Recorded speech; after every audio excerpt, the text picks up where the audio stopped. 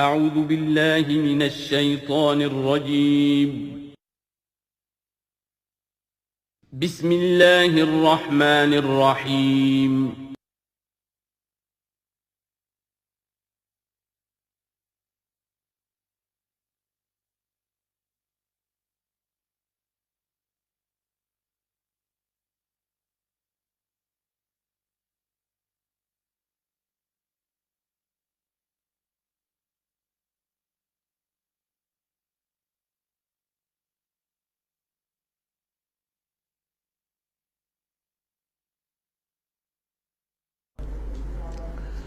نحمده ونصلي على رسوله الكريم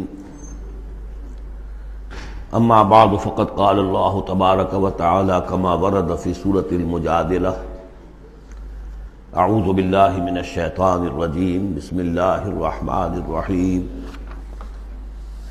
ان الذين يحادون الله ورسوله كبتوا كما كبت الذين من قبلهم وقد انزلنا آیات بینات وللکافرین عذاب مہین صدق اللہ العظیم۔ جیسا کہ میں عرض کر چکا ہوں، سورہ حدید میں اللہ تعالیٰ کے لائق دیے ہوئے نظام عدل و قسط کے قیام کو، انبیاء کرام کی بعثت، کتابوں کے نزول اور جو میزان اللہ نے عطا فرمائی ہے اس کا مقصد قرار دیا گیا۔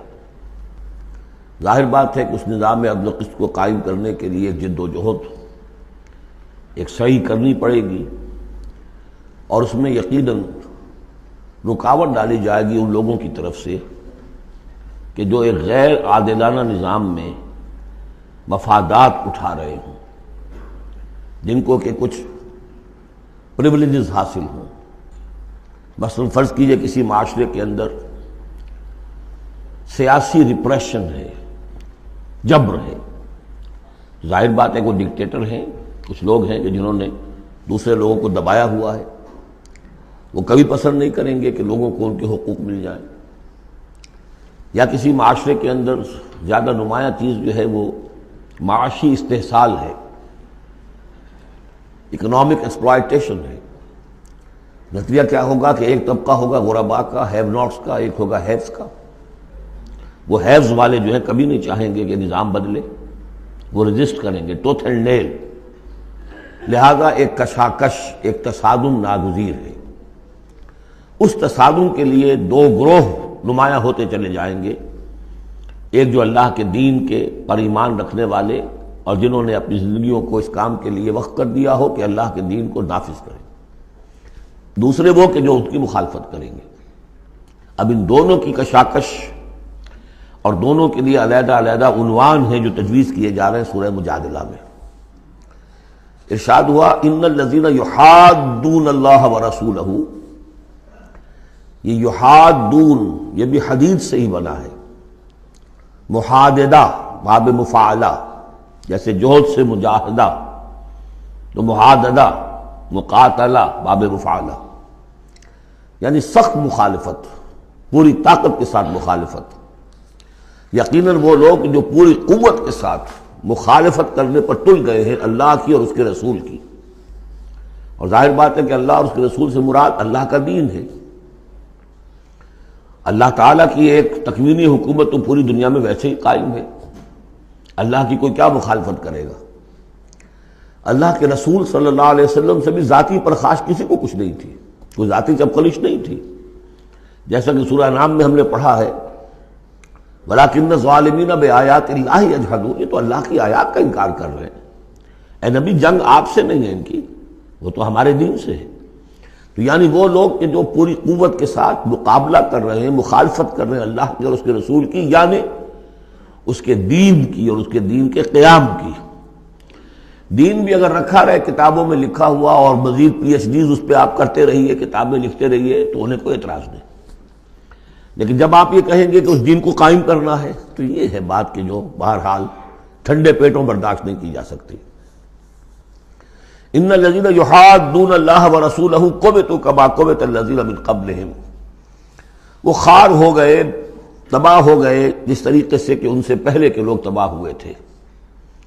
یعنی یہ کہ جیسے قوم فرعون تباہ ہوئی، قوم نوح تباہ ہوئی، قوم ہود تباہ ہوئی. جس نے بھی مخالفت کی اللہ کی اور اس کے رسول کی، ان کا جو انجام ہوا وہ تمہیں معلوم ہے.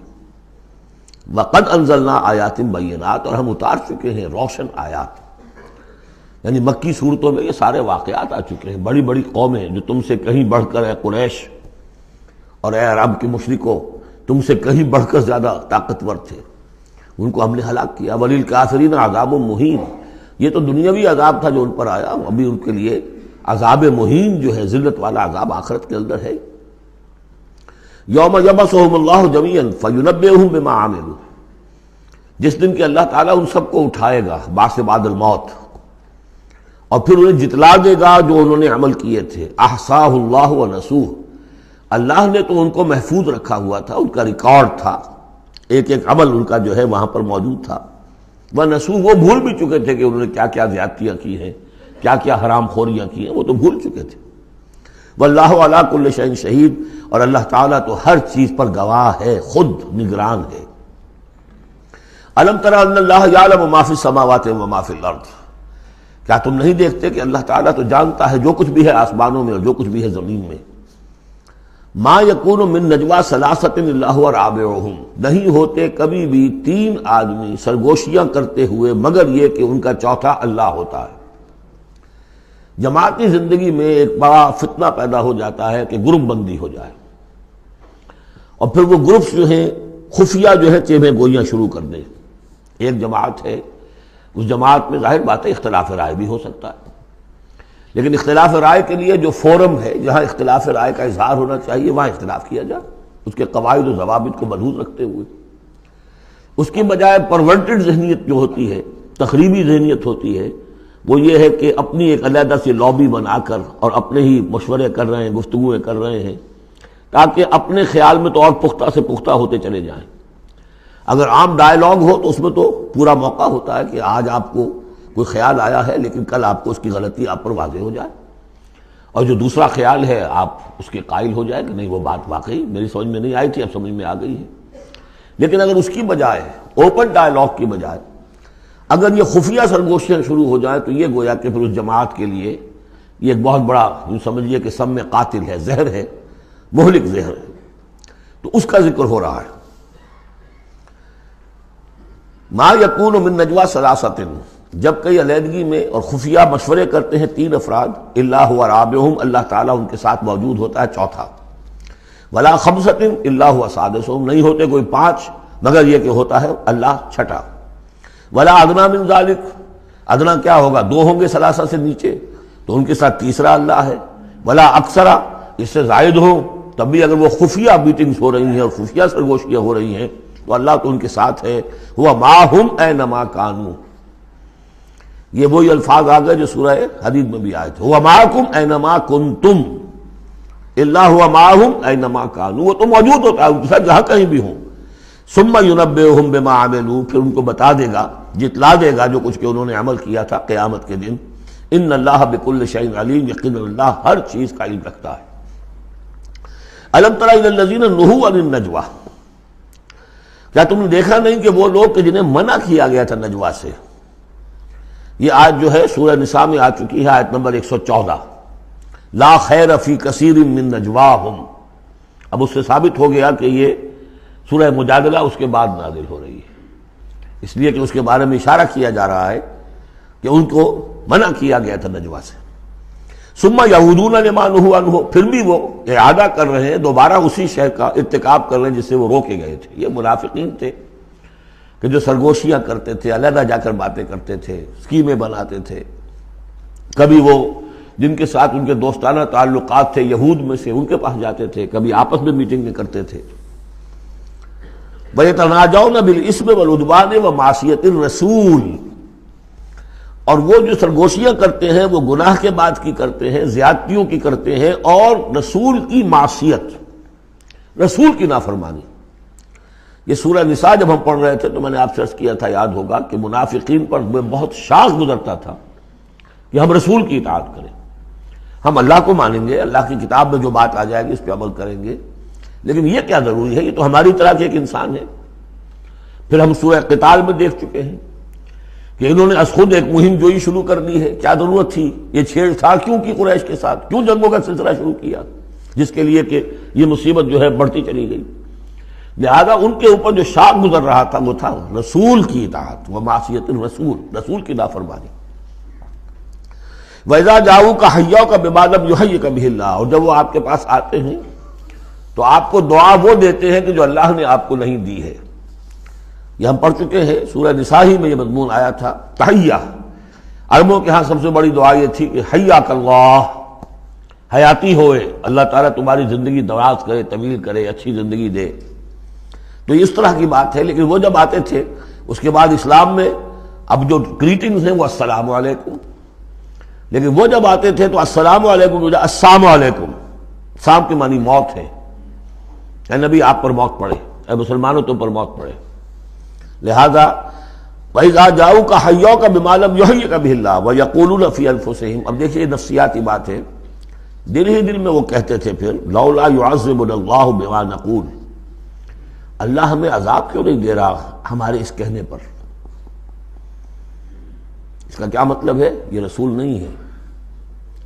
اگر رسول ہوتے تو ہماری اس گستاخی پر فوراً ہماری زبانیں کھینچ دیتا اللہ تعالیٰ. یہ ہے وہ چیز جس سے کہ ہم نے سورہ حدید میں دیکھا تھا کہ پھر وہ جو تھوڑی بہت پونجی ایمان کی ہوتی ہے وہ بھی برف کی طرح پگھلنی شروع ہو جاتی ہے، زائل ہونی شروع ہو جاتی ہے. ایک شرارت کی، السلام علیکم یا رسول اللہ کہا، پھر اس کے بعد ہمیں پکڑ تو کوئی نہیں ہوئی.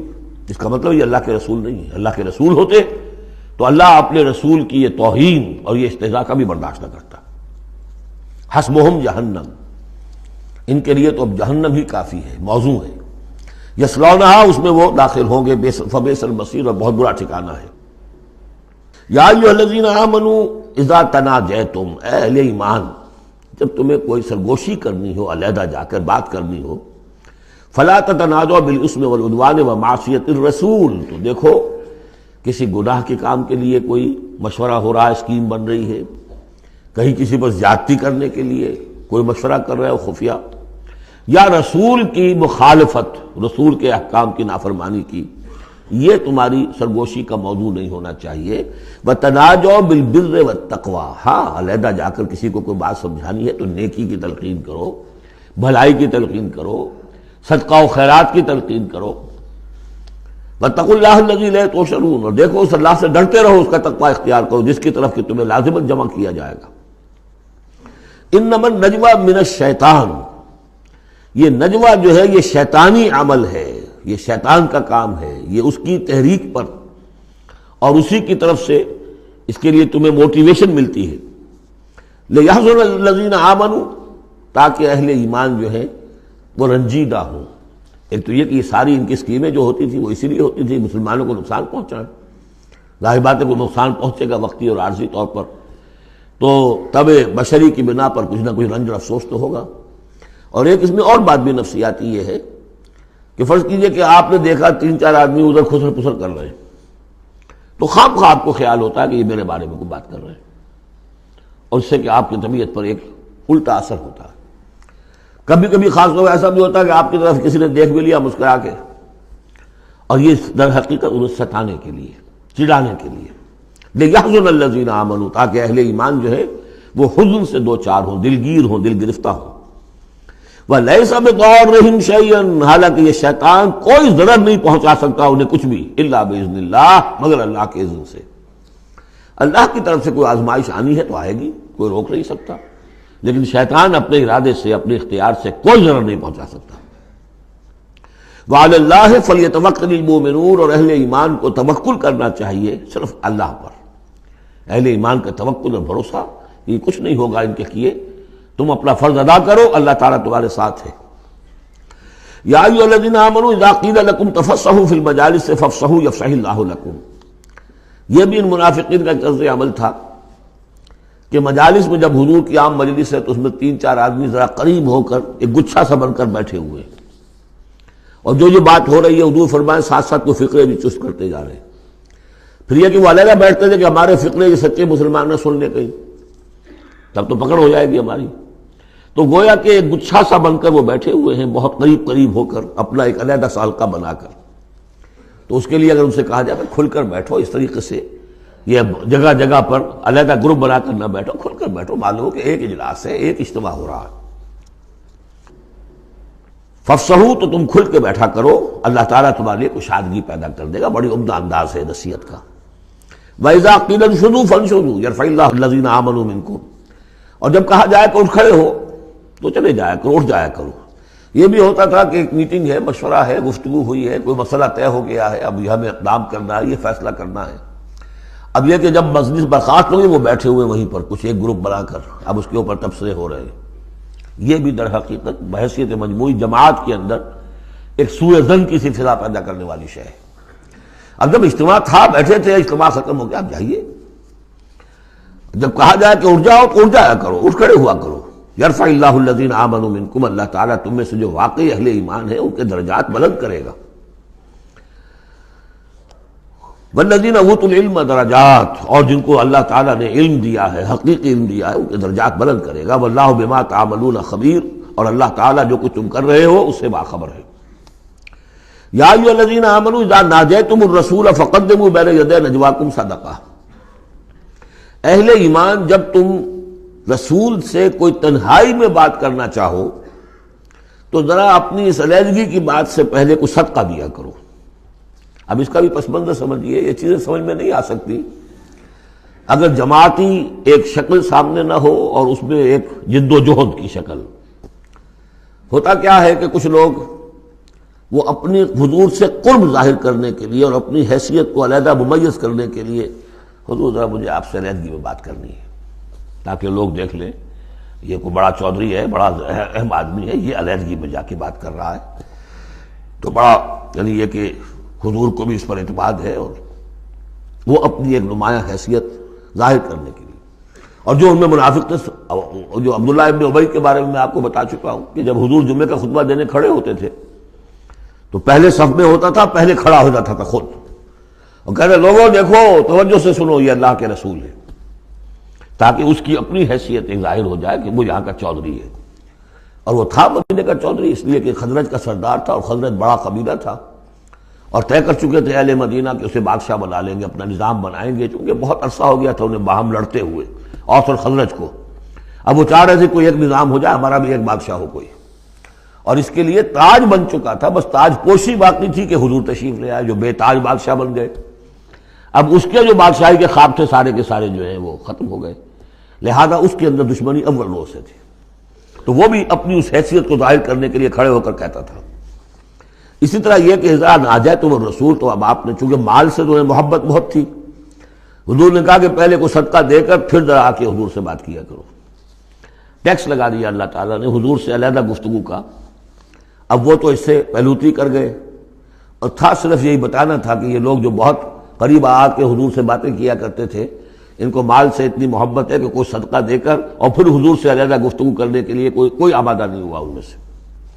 حضرت علی کہتے ہیں رضی اللہ تعالیٰ عنہ، میں واحد شخص تھا جس نے حضور سے تنہائی میں گفتگو کے لیے آپ سے وقت مانگا اور صدقہ جو ہے اس کو پیش کیا، لیکن اللہ تعالیٰ نے جلد ہی اس حکم کو جو ہے منسوخ بھی کر دیا۔ یہ حکم بہت جلدی منسوخ ہوا ہے۔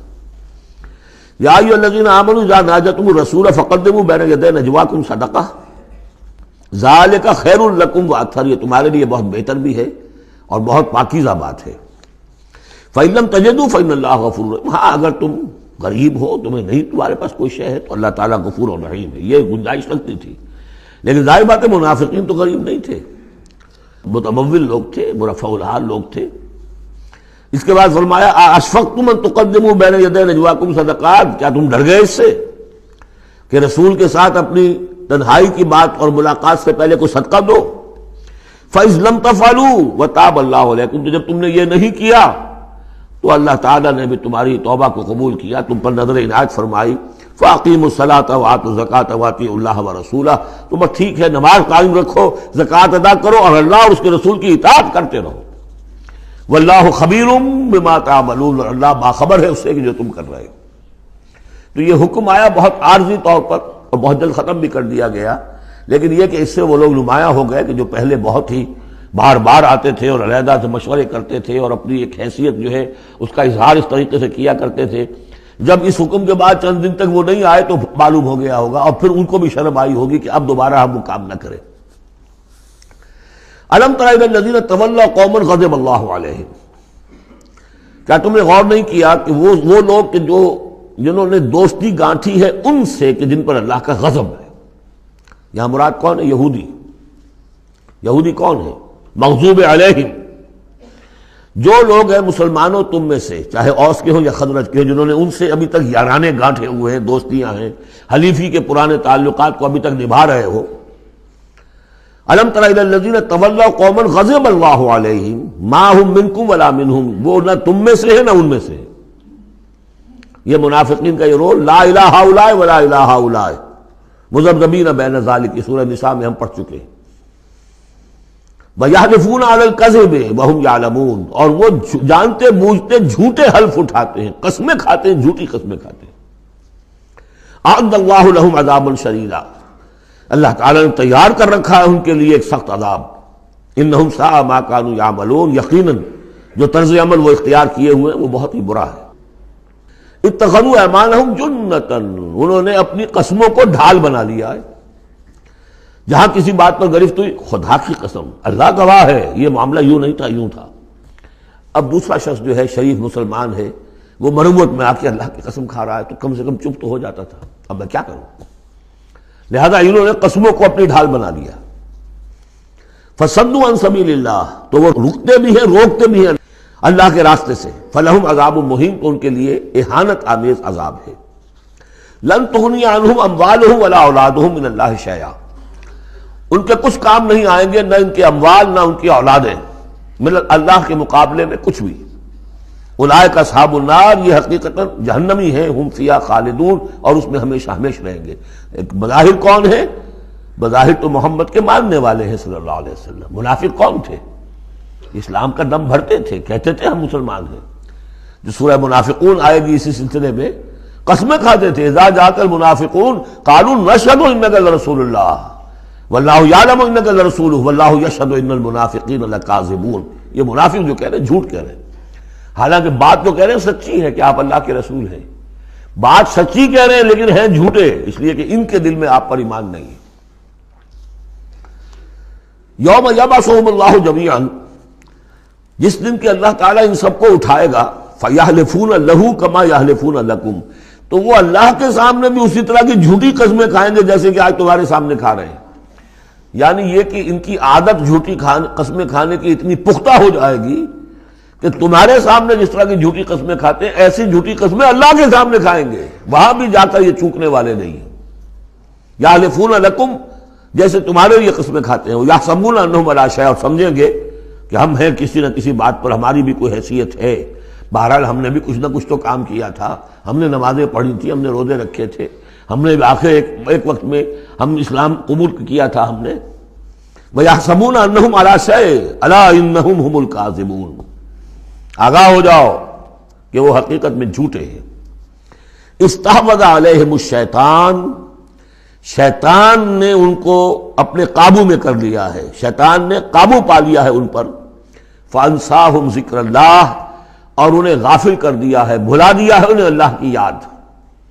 اولئک حزب الشیطان، جان لو کہ یہ ہے شیطان کی پارٹی۔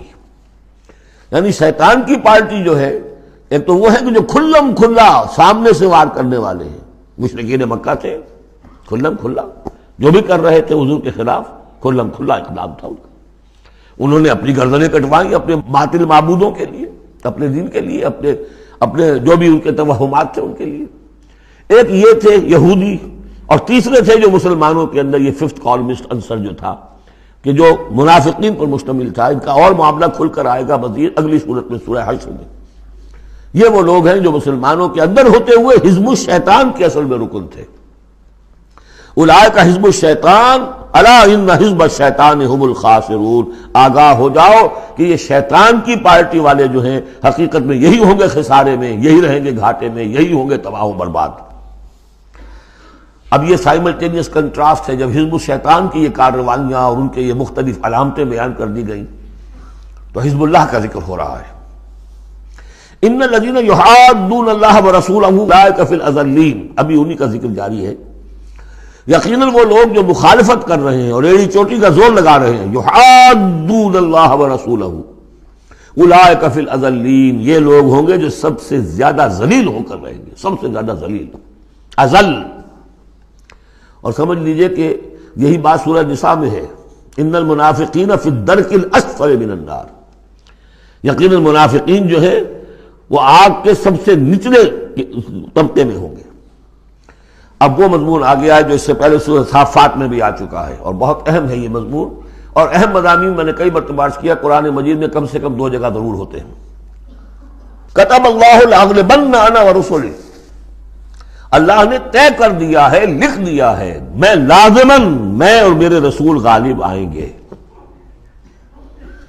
سورہ صافات میں ہم پڑھ چکے ہیں، وَلَقَدْ سَبَقَتْ كَلِمَتُنَا لِعِبَادِنَا الْمُرْسَلِينَ إِنَّهُمْ لَهُمُ الْمَنْصُورُونَ وَإِنَّ جُنْدَنَا لَهُمُ الْغَالِبُونَ۔ یہ بات تو ہماری طرف سے پہلے ہی سے طے شدہ ہے کہ جنہیں بھی ہم رسول بنا کر بھیجیں گے ان کے بارے میں ہمارا یہ قانون ہے، اٹل ہے۔ وَلَقَدْ سَبَقَتْ كَلِمَتُنَا لِعِبَادِنَا الْمُرْسَلِينَ إِنَّهُمْ لَهُمُ الْمَنْصُورُونَ، کہ یقیناً ان کی مدد کی جائے گی۔ وَإِنَّ جُنْدَنَا لَهُمُ الْغَالِبُونَ، وہ تو ہمارا لشکر ہے، حزب اللہ ہے، ہماری پارٹی ہے، رسول اور اس کے ساتھی وہ تو ہماری پارٹی ہے، ہمارا لشکر لازماً غالب آئے گا۔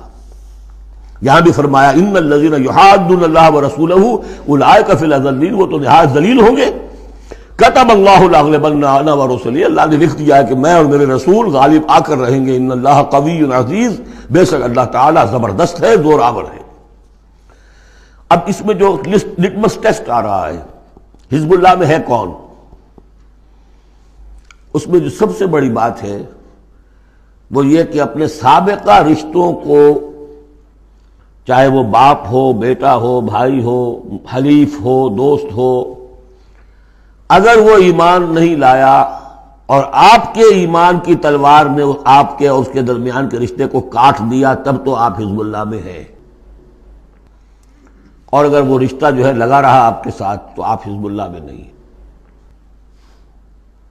لٹمس ٹیسٹ یہ یکسو ہونا۔ لا تجد قوما یؤمنون باللہ والیوم الآخر یوادون من حاد اللہ ورسولہ، تم نہیں پاؤ گے ان لوگوں کو جو حقیقتاً ایمان رکھتے ہوں اللہ پر اور یوم آخر پر کہ وہ محبت کر رہے ہیں ان سے جو مخالفت کرتے ہیں اللہ کی اور اس کے رسول کی۔ سیدھی سی بات ہے۔ ایک وہ کفار ہیں جو انرٹ ہوں، پیسو ہوں، آپ کے خلاف کوئی اقدام نہ کر رہے ہوں، اسلام کے خلاف کوئی، ان کا معاملہ علیحدہ ہو جائے گا، یہ سورہ ممتحنہ میں آئے گا۔ لیکن وہ لوگ جو ایکٹیو ہیں، ریزسٹ کر رہے ہیں، اسلام کے خلاف جدوجہد کر رہے ہیں، اگر ان کے ساتھ بھی کوئی دوستی کا رشتہ ہے تو پھر حزب اللہ سے آپ خارج ہو گئے۔ لا تجد قوما یؤمنون باللہ والیوم الآخر یوادون من حاد اللہ ورسولہ، نہیں پاؤ گے تم کسی بھی شخص کو جو ایمان رکھتا ہو اللہ پر اور یوم آخر پر کہ وہ محبت کی پینگیں بڑھا رہا ہو ان سے کہ جن کی مخالفت ہے اللہ سے اور اس کے رسول سے۔ وَلَوْ كَانُوا آبَاءَهُمْ، خواہ وہ ان کے باپ ہوں، او ابناہم یا ان کے بیٹے ہوں، او اخوانہم یا ان کے بھائی ہوں، او عشیرتہم یا ان کے رشتہ دار ہوں۔ اب وہی نوٹ کر لیجیے آیت سورہ توبہ کی آیت نمبر 24، قل ان کان آباؤکم وابناؤکم واخوانکم وازواجکم وعشیرتکم واموال اقترفتموها وتجارۃ تخشون کسادها ومساکن ترضونها احب الیکم من اللہ ورسولہ وجہاد فی سبیلہ۔ اللہ کی محبت کے تو آپ بڑے دعوے کر سکتے ہیں، رسول کی محبت کے، رسول کے عشق کے بڑے بڑے دعوے آپ کر سکتے ہیں، لمبے لمبے جلوس نکال سکتے ہیں، بڑی بڑی محفل بیعت منعقد کر سکتے ہیں، نعتوں کے اندر زمین آسمان کے کلابے ملا سکتے ہیں۔ اصل میں جو ٹیسٹ ہوگا کہ واقعتاً اللہ سے اور اس کے رسول سے محبت ہے یا نہیں ہے تو جہاد فی سبیلہ ہی سے ہوگا، وہ تو ٹھوس ہے۔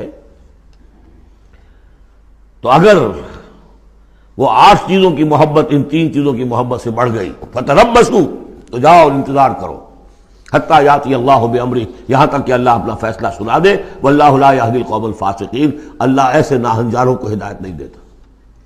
تقریباً اس کی ہم وزن آیت ہے یہ، لا تجد قوما یؤمنون باللہ والیوم الآخر یوادون من حاد اللہ ورسولہ ولو کانوا آباءہم او ابناءہم او اخوانہم او عشیرتہم۔ اولئک کتب فی قلوبہم الایمان وایدہم بروح منہ، یہ وہ لوگ ہیں جن کے دلوں میں اللہ نے ایمان لکھ دیا ہے۔ لکھ دینا کسی چیز کا پختہ کر دینا، طے کر دینا، لکھ دیا ہے، نقش فی الحجر، جیسے کہ پتھر میں لکیر ہو جائے، ایسا اللہ نے اس کو لکھ دیا ہے۔ وَأَيَّدَهُمْ بِرُوحٍ مِّنْهُ، اور پھر ان کی مدد کی ہے اللہ تعالیٰ نے اپنی طرف سے، اپنے غیب کے فیض سے، روح سے۔ اب یہ روح فرشتہ بھی ہو سکتا ہے، یا اللہ تعالیٰ کی طرف سے الہام بھی ہو سکتا ہے، تو جو بھی اللہ کی طرف سے جو غیر مرئی جو بھی مدد آتی ہے وہ سب روح ہے۔ وَيُدْخِلُهُمْ جَنَّاتٍ تَجْرِي مِن تَحْتِهَا الْأَنْهَارُ خَالِدِينَ فِيهَا، اور وہ داخل کرے گا انہیں ان باغات میں جن کے دامن میں ندیاں بہتی ہوں گی اور جس میں وہ ہمیشہ ہمیش رہیں گے۔ رضی اللہ عنہم ورضوا عنہ، وہ اللہ سے راضی ہو جائیں گے اور اللہ ان سے راضی ہو جائے گا، یا یوں کہیے کہ وہ اللہ سے راضی ہو چکے اور اللہ ان سے راضی ہو چکا۔ اولئک حزب اللہ، اب یہ آیا ہے کنٹراسٹ، وہ حزب الشیطان، یہ حزب اللہ۔ اولئک حزب اللہ، یہ ہے اللہ کی پارٹی، اللہ کی جماعت۔ الا ان حزب اللہ هم المفلحون، آگاہ ہو جاؤ کہ یقیناً اللہ کی جماعت جو ہے وہی فلاح پانے والی ہے، اللہ کی پارٹی ہی کے لیے آخری کامیابی ہے۔ یہ مضمون اس سے پہلے سورہ مائدہ میں بھی آ چکا، فإن حزب اللہ هم الغالبون، وہاں آیا فإن حزب اللہ هم الغالبون، اللہ کی پارٹی ہی غالب آ کر رہے گی۔ لیکن دنیا میں غالب آ جانا در حقیقت اگرچہ یہ بڑی کامیابی ہے، لیکن سب سے بڑی کامیابی تو وہ فلاح ہے۔ اولئک الا ان حزب اللہ هم المفلحون، وہ انہیں کو فلاح ملنے والی ہے کہ جو اللہ کی پارٹی سے متعلق ہوں گے۔ اللہم ربنا اجعلنا منہم، اللہم ربنا اجعلنا منہم، اللہم ربنا اجعلنا منہم، آمین یا رب العالمین۔ سورۃ الحشر، بسم اللہ الرحمن الرحیم۔ سبح للہ ما فی السماوات وما فی الارض، سورہ حدید اس سے ایک لفظ میں بڑھ گیا صرف، وہاں تھا سبح للہ ما فی السماوات والارض، یہاں ما فی کا اضافہ، تسبیح کرتی ہے اللہ کی ہر وہ شے جو آسمانوں میں ہے اور ہر وہ شے جو زمین میں ہے، گویا کہ ایمفیسس بڑھ گیا۔ باقی وہی دو اسماء گرامی اللہ کے، وہو العزیز الحکیم، وہ العزیز ہے، زبردست ہے، اس کا اختیار مطلق ہے، اس میں کوئی چیکس اینڈ بیلنسز نہیں ہے، لیکن حکیم ہے، کمال حکمت والا۔ هو الذی اخرج الذین کفروا من اہل الکتاب من دیارہم لاول الحشر، اس میں اب یہ غزوہ بنی نذیر کا ذکر ہو رہا ہے۔ 3 قبیلے تھے مدینے میں جب حضور تشریف لائے ہیں، بنو قینقاع، بنو نذیر، بنو قریظہ۔ سب سے پہلے ان تینوں سے معاہدہ ہو گیا۔ سب سے پہلے شرارت کی تھی غزوہ بدر کے فوراً بعد، وہ بنو قینقاع نے کی تھی۔ انہوں نے اپنے معاہدے کی خلاف ورزی کی، شرارتیں کی، تو حضور نے ان کو مدینے سے نکال دیا۔ دوسری باری آئی اس کی، یہ ہے بنو نذیر۔ غزوہ احد کے بعد سن 3 میں غزوہ احد ہوا ہے، سن 4 میں ان یہ واقعہ پیش آیا ہے۔ انہوں نے، ان کا ایک سردار تھا کعب ابن اشرف، اس نے بڑی ریشہ دوانی شروع کی، قریش کے ساتھ سلسلہ جنبانی ہو رہا ہے، خود بھی گیا کسی طریقے سے، ہم تو ہماری جان زیق میں آ گئی ہے، محمد آ گئے وہاں پر، آپ کی قوم کے لوگ ہیں، اب آپ ہی ہمیں ہماری جان ان سے چھڑائیں اور آپ لوگ حملہ کریں، ہم اندر سے مدد کریں گے۔ لہذا یہ ساری ریشہ دوانی ہو رہی تھی۔ ایک مرتبہ حضور کو بلایا، کچھ معاملات میں گفتگو کرنی ہے، جہاں بیٹھے ہوئے تھے کسی دیوار کے سائے میں نیچے، اس کے اوپر سے ایک بڑی چکی کا پارٹ جو ہے پھینکا تاکہ حضور کو ہلاک کر دے۔ تو یہ ساری ان کی طرف سے ریشہ دوانیاں ہو رہی تھیں۔ اس کے بعد بالآخر حضور نے فیصلہ کیا اور ان کے خلاف اقدام کیا۔ ربیع الاول سن 4 میں محاصرہ کر لیا ان کا، 6 دن، یا یہ کہ مختلف تعداد آئی ہے دنوں کی، یہ محاصرہ جاری رہا۔ ان میں ہمت نہیں ہوئی کہ یہ مقابلہ کرتے، بالآخر انہوں نے سرنڈر کر دیا اور طے یہ پایا کہ انہیں جانے کی اجازت ہوگی اور جو سامان بھی یہ یہاں سے لے جا سکے۔ تو اب یہ ظاہر بات ہے کہ ان کے مکان تھے، وہ مکان بھی وہ گرا رہے تھے، کواڑ ہی لے جائیں، وہ جو اوپر کڑیاں لگی ہوئی ہیں وہی لے جائیں۔ تو یہ سب کے سب جو پورا قبیلہ ہے نکل گیا، جو سامان اٹھا کر لے جا سکتے تھے وہ لے گئے۔ وہ تیسرا معاملہ جو ہوا پھر وہ بنو قریظہ کا ہوا، وہ غزوہ احزاب کے بعد ہوا، وہ ہم پڑھ چکے ہیں سورہ احزاب کے اندر۔ اس طرح ایک ایک کر کے تینوں قبائل نے یہود کے وعدہ خلافی کی اور پھر وہ اپنے کیفر کردار کو پہنچے. یہ بنی نذیر کا معاملہ ہے. هو الذی اخرج الذین کفروا من اہل الکتاب من دیارہم، وہی ہے جس نے نکال باہر کیا ان کافروں کو جو اہل کتاب میں سے تھے ان کے گھروں سے لاول الحشر، پہلے جمع ہونے کے وقت. یعنی مسلمان بھی سمجھتے تھے کہ اتنی آسانی سے نہیں ہوگا معاملہ، جنگ ہوگی، یہ سامنے آئیں گے، میدان میں آئیں گے، جنگ ہوگی، خونریزی ہوگی. ان لوگوں کی بھی بڑی بڑکیں تھیں، پہلے تو بہت بڑکیں مارتے تھے کہ ہم یہ کر دیں گے، وہ کر دیں گے. مسلمانوں قریش سے تمہاری جنگ ہوئی ہے، اگر بھی ہم سے اگر مقابلہ پیش آئے تو تمہیں معلوم ہوگا جنگ کسے کہتے ہیں، وغیرہ وغیرہ. یہ سورہ بنی اسرائیل، سورہ آل عمران کے بالکل شروع میں اس کا تذکرہ ہے. لیکن یہ کہ اول الحشر، یا تو اس کا مطلب یہ ہے کہ پہلی ہی مرتبہ جمع ہوئے ہیں، مسلمانوں نے آ کے محاصرہ کیا اور یہ نکل آئے اور ہتھیار رکھ دیے، یا اس سے مراد یہ ہے کہ پہلی مرتبہ تو یہ یہاں سے اب نکالے جا رہے ہیں، پھر ایک وقت آئے گا کہ یہ خیبر سے بھی کھڑے جائیں گے. حضرت عمر کے زمانے میں تو جزیرہ نما عرب کو خالی کرا دیا گیا عیسائیوں سے اور یہودیوں سے. پھر ایک اور حشر ہونے والا ہے، وہ قیامت کا حشر ہے. تو اول الحشر یہ ہے جو ہوا ہے، ان کے ساتھ پیش آیا. ما ظننتم ان یخرجوا، مسلمانوں تمہارا بھی گمان یہ نہیں تھا کہ وہ نکل جائیں گے اتنی آسانی سے. وظنوا، اور ان کا بھی یہ یقین تھا، انہم مانعتہم حصونہم، کہ ان کے جو قلعے ہیں وہ انہیں بچا لیں گے، ان کی حفاظت کریں گے، من اللہ، اللہ سے. فَأَتَاهُمُ اللَّهُ مِنْ حَيْثُ لَمْ يَحْتَسِبُوا، تو اللہ نے تو ان پر حملہ کیا وہاں سے جہاں سے انہیں گمان ہی نہیں تھا. یعنی ان کے دلوں میں رعب ڈال دیا. باہر سے کچھ کرنے کی ضرورت نہیں اللہ کو، اللہ نے ان کے دلوں میں خوف پیدا کر دیا. وَقَذَفَ فِي قُلُوبِهِمُ الرُّعْبَ، ان کے دلوں میں اللہ تعالیٰ نے رعب جو ہے وہ ڈال دیا. یخربون بیوتہم، اب دیکھ لو وہ خود اپنے گھر جو ہیں ان کی تخریب کر رہے ہیں، توڑ رہے ہیں. کوئی کیواڑ نکالنے کو، کچھ کھڑکی نکالنے کو، کوئی چوکٹ نکالنے کو، کوئی اور اوپر کے جو ہے کڑیے اور شہتیر لے جانے کے لیے. یخربون بیوتہم بایدیہم، اپنے ہاتھوں سے بھی تخریب ہو رہی ہے، وایدی المومنین، اور اہل ایمان کے ہاتھوں سے بھی. فاعتبروا یا اولی الابصار، تو اے آنکھوں والو عبرت حاصل کرو. یہ گویا کہ سنایا جا رہا ہے بنو قریظہ کو بھی، جب تم رہ گئے ہو، ایک رہ گیا، عبرت حاصل کرو.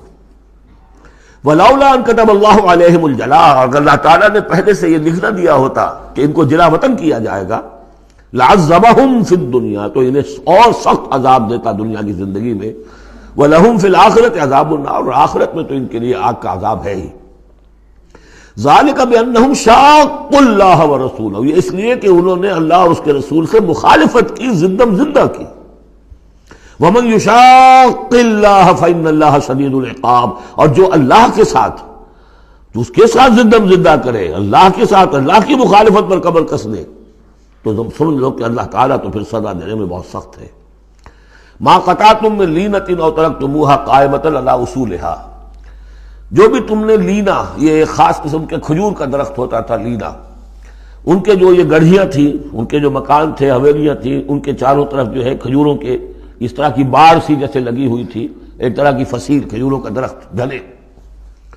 تو جب مسلمانوں نے محاصرہ کیا تو بعض جگہوں سے انہوں نے کھجور کے یہ درخت کاٹے، اس لیے کہ حملہ کرنے کے لیے پر کھلی جگہ چاہیے تھی.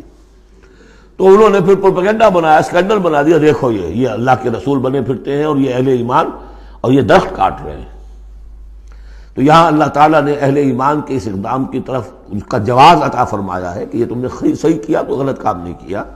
ما قطعتم من لینۃ او ترکتموها، تم نے جو بھی وہ کھجور کے درخت کاٹے یا جو بھی تم نے چھوڑ دیے انہیں، قائمۃ علی اصولها، جو اپنی جڑوں پر کھڑے ہوئے ہیں اب بھی، فباذن اللہ، یہ سب اللہ کے اذن سے ہوا ہے. یعنی اللہ کے رسول صلی اللہ علیہ وسلم نے اگر نہیں روکا ہے تو ان کا نہ روکنا گویا کہ اللہ کی طرف سے اس کی ایک منظوری اور اس کی طرف سے اللہ تعالیٰ کی طرف سے امپلائڈ جو ہے اس کی سینکشن ہے. ما قطعتم من لینۃ او ترکتموها قائمۃ علی اصولها فباذن اللہ ولیخزی الفاسقین، اور یہ اس لیے تھا تاکہ فاسقوں کو اللہ تعالیٰ رسوا کرے اور ذلیل و خوار کرے. اب اس سورہ مبارکہ کا یہ ایک اہم ترین مضمون آ رہا ہے اور وہ ہے فے کا مال.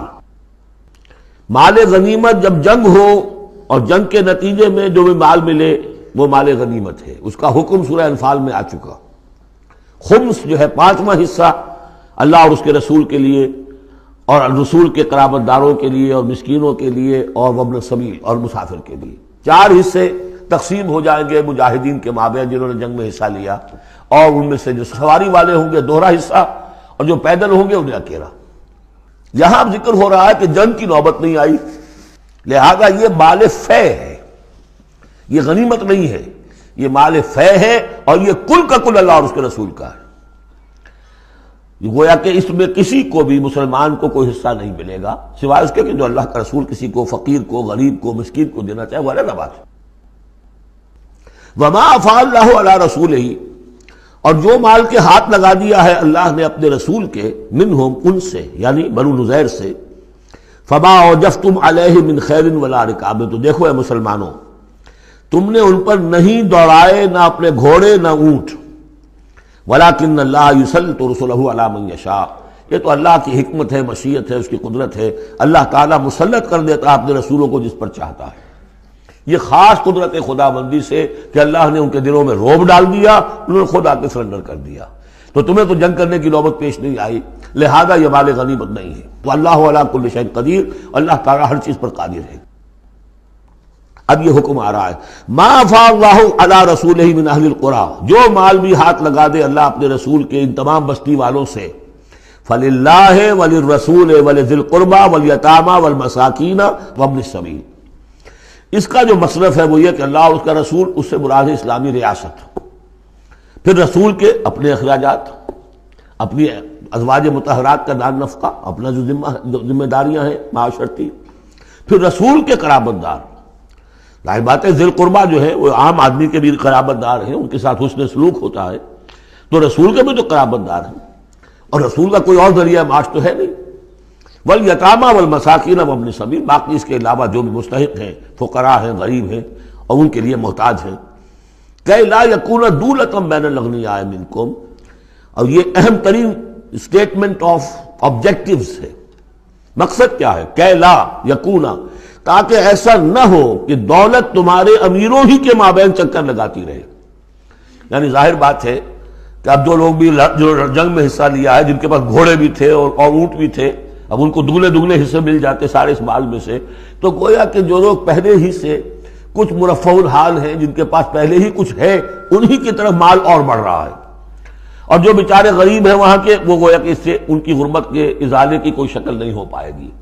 تو اللہ تعالیٰ کے سامنے یہ ہے کہ دولت کی تقسیم ہو ایسی کہ اس کی سرکولیشن جو ہے معاشرے کے اندر، اس کی گردش دولت ایسی ہو کہ سب کو حصہ ملے اور سوسائٹی کے تمام طبقات جو ہے اس سے مستفید ہوں۔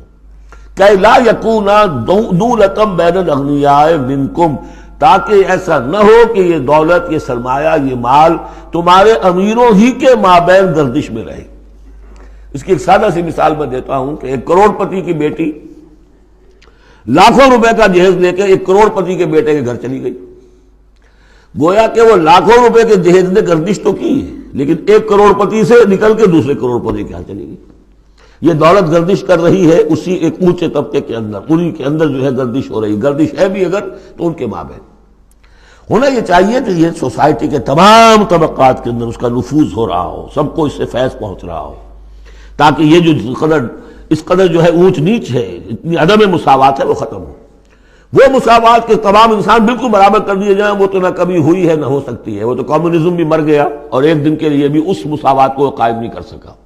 یہ ضرور ہے کہ انہوں نے جو اتنا فرق و تفاوت تھا، وہ نہیں ہے کہ جو امریکہ میں آج بھی ہے اور اس وقت بھی تھا، وہ فرق و تفاوت وہاں نہیں تھا، لیکن یہ کہ بالکل برابر سپاہی اور سپہ سالار برابر تو نہیں ہو سکتے، کچھ نہ کچھ فرق تو ہوگا، لیکن یہ کہ ایسا نہ ہو کہ معاشرے کے ایک طبقے میں ایک طرف تو احتیاج ہی احتیاج بڑھتی چلی جائے، بھوک ہو، احتیاج ہو، جس کے لیے کہ یہاں تک فرمایا حضور نے قاد الفقر ان یکون کفرا، فقر جو ہے احتیاج وہ انسان کو کفر تک پہنچا دیتی ہے۔ اور حضرت شاہ ولی اللہ دہلوی رحمۃ اللہ علیہ نے، وہ میں سمجھتا ہوں کہ اس دور جدید میں جو بھی معاشی مسائل کی پیچیدگیاں پیدا ہونے والی تھی، اس کا بڑا گہرا فہم جو تھا سب سے پہلے جس عالم دین کو ہوا ہے وہ شاہ ولی اللہ دہلوی ہے۔ ان کا کہنا یہ ہے کہ جس معاشرے میں، جس ملک میں تقسیم دولت کا نظام غیر منصفانہ ہوگا، اس کا نتیجہ یہ نکلے گا کہ ایک طرف دولت کے انبار ہوں گے، نتیجہ یہ کہ عیاشیاں ہوں گی، بدماشیاں ہوں گی، دوسری طرف عام لوگ جو ہے وہ ڈھور ڈنگر بن کر رہ جائیں گے، وہ بار برداری کے جانوروں کی حیثیت اختیار کر لیں گے کہ صبح سے لے کے شام تک کمر توڑ دینے والی جو ہے مشقت کر کے بھی بمشکل اپنی ضرورت پوری کر رہے ہیں۔ تو گویا کہ یہ غیر مساوی تقسیم نظام تقسیم دولت جو ہے یہ دو دھاری تلوار ہے، ادھر بھی کاٹ رہی ہے ادھر بھی کاٹ رہی ہے۔ جدھر ایکومولیشن آف ویلتھ ہو رہی ہے ادھر عیاشیاں ہیں، بدماشیاں ہیں، ادھر جو بھی کچھ ہو رہا ہے اللہ تللے ہیں، نمود و نمائش کے لیے خرچ کیا جا رہا ہے، اس سے اور جو ہے دل پھٹ رہے ہیں۔ کسی بڑے سیٹ صاحب کی بیٹی کی شادی ہے اور پوری کوٹھی بقع نور بنی ہوئی ہے، ایک ایک پتے کے ساتھ انہوں نے لگا رکھا ہے ایک ایک بلب، اور دوسری طرف اس سیٹ کا کوئی نہ کوئی شوفر بھی ہے، کوئی اس کا کھانا پکانے والا ہے، کوئی چوکیدار ہے، کوئی مالی ہے، اور اس کے گھر میں بچی جو ہے بوڑھی ہو رہی ہے اور اس کا ہاتھ پیلا نہیں ہو سکتا اس لیے کہ کچھ نہیں ہے اس کے پاس۔ تو ان ملازمین کے دل میں ان کی محبت پیدا ہوگی یا نفرت پیدا ہوگی؟ انما یرید الشیطان ان یوقع بینکم العداوۃ والبغضاء، شیطان تو چاہتا ہے تمہارے مابین دشمنی اور بغض کے جذبات پیدا کرے، اور وہ پیدا ہو رہے ہیں۔ دوسری طرف فقر ہے، کاد الفقر ویکون کفرا، تو اس میں یہ ہے کہ ضرورت ہے کہ لا یکون دولۃ بین الاغنیاء منکم، نظام ایسا ہونا چاہیے کہ منصفانہ عادلانہ تقسیم ہو دولت کی، اور اس طرح سے مستقل طبقات بن کر نہ رہ جائے۔ وما آتاکم الرسول فخذوہ، اب ظاہر بات ہے کہ اس وقت فوری طور پر تو بڑا دھکا لگا ہوگا نا، اوس اور خزرج کے مسلمان جو تھے وہ جب آئے تھے محاصرہ کیا تھا، توقع انہیں یہ ہوگی کہ مال غنیمت میں سے ہمیں ملے گا، تو فوری طور پر یہ سمجھ لیں آخر انسان تھے، فرشتے تو نہیں تھے نا، تو انہیں یقیناً کوئی ایک دھکا سا لگا ہوگا، شوق پہنچا ہوگا، لہذا اب اس کے لیے جو بھی ایک ایمان کو ان کے جو ہے اپیل کیا جا رہا ہے، وما آتاکم الرسول فخذوہ، اور دیکھو جو رسول تمہیں دے دے وہ لے لو، وما نہاکم عنہ فانتہوا، اور جس چیز سے روک دے رک جاؤ، واتقوا اللہ، اللہ کا تقوی اختیار کرو، ان اللہ شدید العقاب، اللہ تعالیٰ سزا دینے میں بہت سخت ہے۔ للفقراء، اب بیان ہوا کہ جب یہ بیت المال میں چلا جائے گا تو رسول نے تو اپنے اوپر فقر لازم کیا ہوا ہے، رسول نے تو اپنی بیویوں کے نفقہ بڑھانے کی بجائے ایلا کر لیا تھا، سورہ احزاب میں ہم سب پڑھ آئے ہیں۔ رسول یہ کس کو دے گا؟ للفقراء المہاجرین الذین اخرجوا من دیارہم، وہ مہاجر جو تنگ دست ہیں، کہ جو نکال دیے گئے اپنے گھروں سے، اموالہم، اور اپنے اموال سے، انہیں سب کچھ چھوڑ کر آنا پڑا، یبتغون فضلا من اللہ ورضوانا، وہ تو اللہ کے فضل کے متلاشی ہیں، تلاش کر رہے ہیں، حاصل کرنا چاہتے ہیں اللہ کا فضل اور اس کی رضا، وینصرون اللہ ورسولہ، اور وہ اللہ اس کے رسول کی مدد کر رہے ہیں، وَلِيَعْلَمَ اللَّهُ مَنْ يَنصُرُهُ وَرُسُلَهُ بِالْغَيْبِ، یہ ہم پڑھ چکے ہیں۔ اللہ دیکھنا چاہتا ہے کون ہے وہ جو اللہ کی مدد کرتے ہیں اور اللہ کے رسول کی مدد کرتے ہیں غیب میں ہونے کے باوجود۔ تو یہ لوگ جو ہیں جان ہتھیلیوں پر رکھ کر آ گئے، مکے کو انہوں نے چھوڑ دیا، اپنے گھر بار وہاں چھوڑے ہوئے ہیں، اپنے بال بچوں کو چھوڑا ہوا ہے، تو ان کے لیے کوئی چیز نہیں ہے، تو اب اس میں سے مال فے میں سے ان کا حصہ ہوگا۔ للفقراء المہاجرین الذین اخرجوا من دیارہم واموالہم ویبتغون فضلا من اللہ ورضوانا وینصرون اللہ ورسولہ اولئک ھم الصادقون، یقیناً وہ لوگ سچے ہیں، انہوں نے اپنا سچا ہونا ثابت کر دیا، صادق الایمان ہونے کا ثبوت دے دیا۔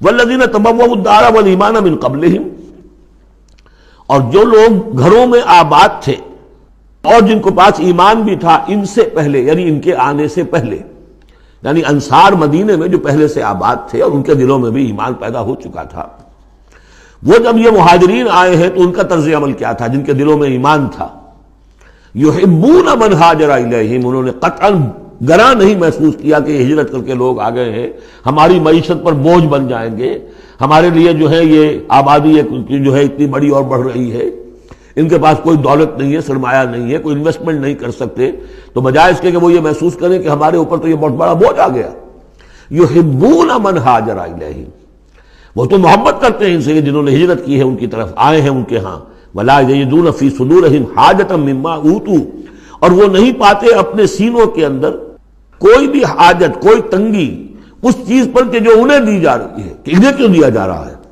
نہیں ہوگا، اس لیے کہ ان کے دلوں میں ایمان ہے، اللہ تعالیٰ نے ان کو ایمان کی دولت سے بہرہور کیا ہے۔ یہ جیسا کہ میں نے عرض کیا کہ انصار میں سے جن حضرات کو توقع تھی کہ اب یہ سارا مال و اسباب جو چھوڑ کر گئے ہیں بنو نذیر، اس میں سے ہمیں بھی حصہ ملے گا، اور جب یہ طے ہو گیا کہ یہ سارا مال فے ہے، یہ مال غنیمت ہے ہی نہیں، تو آخر فوری طور پر تو ایک دھکا سا لگا ہوگا۔ یہ ساری آیات در حقیقت ان کی تشفی کے لیے، تسکین کے لیے، ان کے جذبہ ایمان کو اپیل کرتے ہوئے اللہ اور اس کے رسول کے حوالے سے بات کی جا رہی ہے، اور جو بھی ان کے اندر ایمان تھا در حقیقت اس کا اعتراف کرتے ہوئے کہ والذین تبوؤا الدار والایمان من قبلہم یحبون من ہاجر الیہم، وہ تو محبت کرتے ہیں ان لوگوں سے جو ہجرت کر کے ان کے ہاں آ گئے ہیں، ولا یجدون فی صدورہم حاجۃ مما اوتوا، اور انہیں ہرگز کوئی تنگی محسوس نہیں ہوتی اس معاملے پر کہ جو انہیں دیا جا رہا ہے مہاجرین کو، وَيُؤْثِرُونَ عَلَىٰ أَنفُسِهِمْ وَلَوْ كَانَ بِهِمْ خَصَاصَةٌ، اور وہ تو اپنے اوپر ترجیح دیتے ہیں دوسروں کو خواہ ان کے اپنے اوپر تنگی ہو۔ یعنی انصار بھی سب کے سب جو ہیں وہ دولت مند تو نہیں تھے، ان میں بھی غریب بھی تھے، لیکن یہ کہ چاہے وہ خود تنگدست ہوں لیکن یہ کہ وہ دوسروں کو ترجیح دیتے ہیں، انہوں نے اپنے مہاجر بھائیوں کے لیے ایثار کیا ہے، قربانی کی ہے۔ ایثار جو ہے اس کے معنی ہوتی ہے ترجیح کرنا، کسی کو مقدم رکھنا۔ یؤثرون علی انفسہم ولو کان بہم خصاصہ، اپنے اوپر ان کو ترجیح دے رہے ہیں اگرچہ ان کے اپنے ہاں بھی تنگ دستی ہے، خواہ ہو ان کے ہاں تنگ دستی۔ ومن یوق شح نفسہ فاولئک هم المفلحون، اور یقیناً جو کوئی بھی بچا لیا گیا اپنے جی کے لالچ سے وہ وہی ہے کہ جو فلاح پانے والے ہیں۔ یہ ترغیب و تشویق ہے انصار کے لیے کہ جن کو گویا کہ اس مال فے سے ان آیات کی روح سے بالکل محروم قرار دے دیا گیا، الا یہ کہ ان کے ہاں جو یتامہ ہو، مساکین ہو، ان کے لیے تو ظاہر بات ہے کہ وہ حصہ موجود ہے۔ اب جو آیت آ رہی ہے اس حصے کی وہ یہ ہے، بہت عظیم آیت اس پہلو سے ہے کہ اسی سے استدلال کیا حضرت عمر نے رضی اللہ تعالیٰ عنہ ہماری تاریخ کے ایک بہت اہم موقع پر، جبکہ خاصا اختلاف بھی اس میں پیدا ہو گیا تھا۔ پہلے وہ موقع سمجھ لیجئے، جب حضرت عمر کے دور خلافت میں عراق فتح ہو گیا، شام فتح ہو گیا، ایران فتح ہو گیا، مصر فتح ہو گیا، تو ایک فرٹائل کریسنٹ کہلاتا ہے مڈل ایسٹ کا، بہت زرخیز علاقہ، درمیان میں تو اگرچہ عراق کے اور شام کے ایک بڑا صحرا ہے لیکن ایک کریسنٹ پاتا ہے، یوں بہت فرٹائل ایریا۔ اب یہ جو مجاہدین تھے، صحابہ کرام کتنے تھے؟ چند ہزار۔ ان کی طرف سے مطالبہ ہوا کہ یہ ساری زمینیں یہ مال غنیمت ہے، 1/5 رکھیے بیت المال کے لیے، 4/5 ہمارے اندر تقسیم کر دی۔ اگر ایسا ہو جاتا تو تاریخ انسانی کی عظیم ترین جاگیرداری پیدا ہو جاتی، پورا ملک تقسیم ہو جاتا چند ہزار صحابہ کے اندر۔ اس سے بھی آگے بڑھ کر اس میں امپلائڈ یہ بھی تھا کہ ان ملکوں کی تمام آبادی ہماری غلام ہے، تقسیم کر دیجئے انہیں۔ مال غنیمت میں جو غلام آتے تھے وہ تقسیم ہوتے تھے کہ نہیں؟ لونڈیاں آتی تھی تو تقسیم ہوتی تھی کہ نہیں؟ یہ اتنا بڑا مسئلہ تھا، حضرت عمر رضی اللہ تعالیٰ عنہ نے اس پر غور کیا، اور ان کی رائے یہ ہوئی کہ یہ جو مال ہے یہ مال فے شمار ہوگا، مال غنیمت نہیں۔ مال غنیمت صرف وہ ہوگا جو کسی جنگ میں مارکے کے عین مقام پر جو چیز ملے گی، جو تلواریں دشمن کے ہاتھ سے آپ کے ہاتھ لگ گئیں، زرہیں ہیں اور سامان ہے، یا بیڑے بکریاں ہیں، ان کے بھی تو راشن ساتھ ہوتے تھے کہ نہیں، گھوڑے ہیں، اونٹ ہیں، یا وہاں جو پی او ڈبلیوز ہوں گے جو وہاں گرفتار ہوں گے، جو لڑنے والے، یا عورتیں اگر وہاں ساتھ ہوں گی وہ کنیزیں بنائی جائیں گی۔ تو جو محاذ جنگ پر جو مال آئے گا وہ تو غنیمت ہے، لیکن پورا ملک، اب جنگ تو ایک ہوئی ہے، نہابند کی جنگ ہوئی ہے یا فلاں کسی اور کی جنگ ہوئی ہے، تو اس کے نتیجے میں تم پورا کا پورا ملک جو ہے کسی کے قبضے میں آ گیا۔ ساری حکومت جو تھی ابراہیم لودھی کی، پانی پت کی جنگ کے اندر وہ ہارا اور ساری حکومت جو ہے وہ اب بابر کی ہو گئی۔ تو اگر اس طرح کا کوئی معاملہ اس وقت سمجھا جاتا تو اب سارے کے سارے لوگ غلام اور ان کی عورتیں کنیزیں، جو چاہیں کریں وہ۔ اب اس پر جب حضرت عمر کی یہ رائے ہوئی، اور اس کے لیے دلیل یہ لائے تھے کہ انہوں نے فرمایا کہ یہ جو فے کا حکم چلا آ رہا ہے، اس میں ایک تو فرمایا گیا ما افاء اللہ علی رسولہ من اہل القری فللہ وللرسول ولذی القربى والیتامى والمساکین وابن السبیل۔ اگلی آیت میں فرمایا للفقراء المہاجرین الذین اخرجوا من دیارہم واموالہم، اسی کے ساتھ جوڑا انہوں نے اس آیت کو والذین جاؤوا من بعدہم، جو اور بعد میں آئیں گے۔ اب یہ ظاہر بات ہے کہ یہ آج تو جتنے چند ہزار مسلمان تھے انہوں نے فتح کر لیا، اب اتنی بڑی امت ہے جو مسلمان بعد میں آئیں گے، اس کا مطلب ان کا تو کوئی حصہ رہا ہی نہیں۔ یہ بیت المال کے حصہ کی ملکیت قرار پائیں گی ساری زمینیں، تاکہ یہ امت مسلمہ کی ایک کلیکٹیو ملکیت ہو، collective ownership of the whole Muslim امہ۔ تاکہ اس سے جو بیت المال کے اندر خراج آئے گا اس خراج سے تمام مسلمانوں کی بہبود، اور یہ کہ اللہ کے دین کی آگے نشر و اشاعت، اس کا ایک مکمل نظام، اور جو ہماری حدیں ہیں وہ سرحدوں کے اوپر جو ہے فوجی پہرا، اس کے لیے باقاعدہ فوج رکھنا، اس کے لیے مسلسل جو ہے آمدنی چاہیے، اس سب کے لیے حضرت عمر نے کہا کہ یہ مال فے قرار پائے گا ان لوگوں کے اس آیت کی روح سے، کہ اس میں حق صرف انہی کا نہیں ہے کہ جو اس وقت ہیں، والذین جاءوا من بعدہم، وہ جو لوگ ان کے بعد آئیں گے ان کے بھی اس کے اندر حق ہے۔ اس آیت سے انہوں نے استدلال کیا رضی اللہ تعالی عنہ۔ اور یہ بھی میں آپ کو بتا دوں کہ صحابہ میں سے بڑے اہم صحابہ نے حضرت عمر سے اختلاف کیا، ان کا نہیں یہ مال غنیمت ہے تقسیم کیجیے۔ پھر یہ کہ ایک باقاعدہ جو ہے ایک کمیشن بنایا گیا، اس میں کچھ اوس کے، کچھ انصار اور کچھ جو ہے خزرج کے، ان کو ایک کمیشن بنایا گیا، انہوں نے غور کیا، سب کی بات سنی، اور پھر حضرت عمر رضی اللہ تعالیٰ عنہ کی رائے کے مطابق انہوں نے فیصلہ دیا، اور اسی پر پھر اجماع ہو گیا۔ اور اس سے اب مسلمان ممالک کے اندر جو اراضی ہیں ان کی دو مستقل قسمیں بن گئی ہیں، ایک اراضی عشری، ایک اراضی خراجی۔ عشری اراضی ان مسلمانوں کی قرار پائی اور اس علاقے کے مسلمانوں کی قرار پائی جو بغیر لڑے بھڑے ایمان لے آئے، جیسے مدینے کے لوگ۔ حضور نے مدینے کو فتح تو نہیں کیا بلکہ وہ تو خود لے کر آئے حضور کو، تو وہاں کی زمینیں انہی کے قبضے میں رہی۔ عشری زمین قبضے میں ہوتی ہے، ملکیت ہوتی ہے مسلمان کی، اس میں سے عشر ہوگا پیداوار کا 10واں حصہ یا 20واں حصہ۔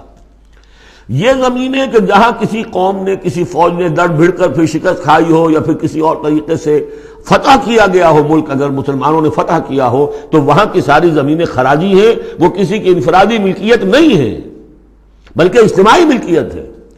کلیکٹیو اونرشپ آف لینڈ پہلی مرتبہ تاریخ انسانی میں حضرت عمر رضی اللہ تعالیٰ عنہ کے اس اجتہاد کے نتیجے میں وجود میں آیا۔ کلیکٹیو اونرشپ آف لینڈ، کہ یہ کسی کی انفرادی ملکیت نہیں ہے۔ جو ملک بھی فتح کیا گیا ہے بزور شمشیر طاقت کے ساتھ، اس کی زمینیں خراجی ہیں، عشری نہیں ہیں، یعنی وہ مسلمانوں کی اجتماعی ملکیت ہے، انفرادی نہیں ہے۔ اب مسلمان ہو چاہے تو وہاں پر، چاہے وہ مجوسی تھے یا ہندو ہو، کوئی ہو، وہ کاشت کریں گے، لیکن اس میں سے خراج جائے گا سیدھا بیت المال میں، کوئی اس میں بیچ میں نہ زمیندار ہے اور نہ کوئی جاگیردار ہے۔ اس زمین کو کہتے ہیں خراجی زمین۔ اور پچھلی صدی تک تقریباً اس پر اجماع تھا کہ ہندوستان کی ساری زمینیں خراجی ہیں، یہاں کوئی عشری زمین نہیں ہے، کوئی زمین ملکیت ہی نہیں ہے، کسی کو ملکیت نہیں، سب یہ مسلمانوں کی اجتماعی ملکیت ہے۔ چنانچہ قاضی صلاح اللہ پانی پتی رحمۃ اللہ علیہ، پچھلی صدی کے بڑے عظیم مفسر، محدث، بہت بڑے صوفی، بہت بڑے مفتی، ان کی تفسیر جو ہے تفسیر مظہری، وہ انہوں نے اپنے مرشد کے نام پر لکھی خود ہے، لیکن نام تفسیر صلاحی نہیں رکھا، تفسیر مظہری اپنے استاد کے نام سے منسوب کیا۔ تو اس تفسیر کے لکھنے والے شخص نے جو رسالہ لکھا ہے مالا بدھ منہ، وہ فقہ کا ایک بہت ہی ابتدائی سا رسالہ ہے، اور ہمارے سارے عربی مدارس میں وہ پڑھایا جاتا ہے۔ وہ فقہ کی تعلیم جو ہر مسلمان کو معلوم ہونی چاہیے، مالا بدھ منہ، اس میں صاف لکھا ہے ہندوستان میں کوئی زمین عشری ہے ہی نہیں، لہذا میں عشر کے مسائل اس میں لکھتا ہی نہیں۔ خام خواہ طلبہ کے دلوں پر بوجھ پڑے، کیا ضرورت ہے، جبکہ یہاں اس کی اپلیکیشن ہی نہیں ہے۔ ہندوستان میں کوئی زمین جو ہے عشری نہیں، سب خراجی ہے۔ خراجی ہے تو اس کا نتیجہ کیا نکلتا ہے کہ بالکل نیا بندوبست اراضی ہو سکتا ہے، ان جاگیرداروں سے زمین واپس لی جا سکتی، ملکیت ہی نہیں ہے ان کی۔ یہ تو یہ کہ کبھی کسی شہنشاہ نے دے دی یا انگریزوں نے دے دی، کسی اور نے دے دی، ان کی ملکیت نہیں ہے، یہ ہے خراجی زمینیں، خراجی رہیں گی۔ تو یہ بہت اہم مسئلہ ہے اور اس کا تعلق اس آیت سے ہے۔ والذین جاؤوا من بعدہم یقولون ربنا اغفر لنا ولاخواننا الذین سبقونا بالایمان، وہ یہ کہتے ہیں پروردگار ہمیں بھی بخش دے اور ہمارے ان بھائیوں کو بھی بخش دے جو ایمان میں ہم سے سبقت لے گئے، ہم سے پہلے تھے۔ ولا تجعل فی قلوبنا، اور ہمارے دلوں میں مت پیدا کر غلن، کوئی بھی کدورت، کوئی بھی بیر، للذین آمنوا، ان لوگوں کے لیے جو صاحب ایمان ہو۔ ربنا انک رؤوف الرحیم، پروردگار تو رؤوف ہے اور رحیم ہے۔ بارک اللہ لی ولکم فی القرآن العظیم ونفعنی وإیاکم بالآیات والذکر الحکیم۔